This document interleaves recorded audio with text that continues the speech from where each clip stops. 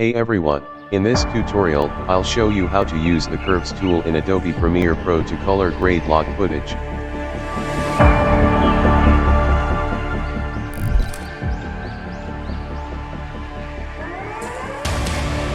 First, import your log footage into Premiere Pro and drag it onto the timeline. Press the Alt button and rotate the wheel on the mouse to enlarge the timeline. I don't need audio for this video. Select the audio and delete it by pressing Alt button. I clicked the right button and took the new item, adjustment layer, on which I will do the color grading. Drag the adjustment layer and place it on top of the video. This video does not match the sequence. Select the video and right-click. Then do Scale to Frame Size. Select the adjustment layer, go to the Lumetri Color panel, and under the Curves section, you'll find two main tools, RGB curves and hue saturation curves. This is in three parts: shadows, midtone, highlights.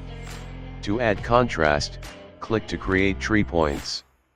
One in the shadows and one in the highlights. And midtone, drag the shadows point slightly down, and the highlights point slightly up. I slightly down the midtone. Show adding points on the curve and adjusting them to create an S-curve. Already its look has become quite better.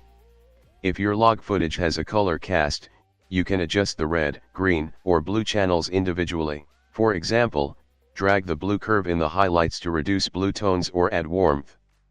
I like my shadows highlights midtone decrease and increase. Highlights with points of green, I reduced it to midtone to bring a cinematic look. I reduced the shadows of red, and increased the highlights. I reduced the midtone a little. I reduced the shadows with the point of green.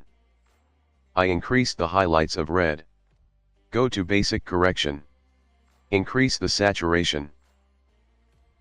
Then do white balance, increase the temperature a little towards blue, and increase the tint towards purple.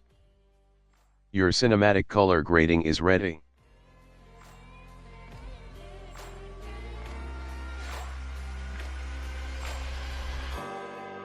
This I did by selecting in and output and render into out by going to the sequence setting, so that it can be seen very clearly.